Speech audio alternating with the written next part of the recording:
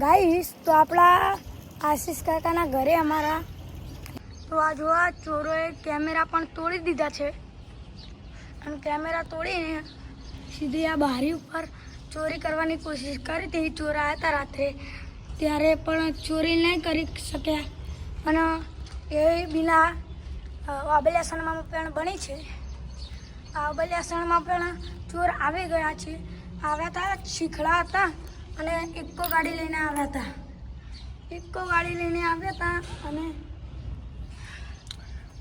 અને ફિર પછી આપણા આબલિયાસણમાં બધા ગયા હતા. ઇકન ગયા હતા પછી કોઈ ઇકનથી ચોરી કરીને આવ્યા છે કે નહીં. પછી આપણા એકણ આવ્યા હતા, ચોરી નહીં કરી શક્યા. આ કેમેરામાં આવી ગયા છે. વિડીયો પણ તમને બતાવી દઉં છું. બ્લોગમાં મારી સાથે બની રહેશે.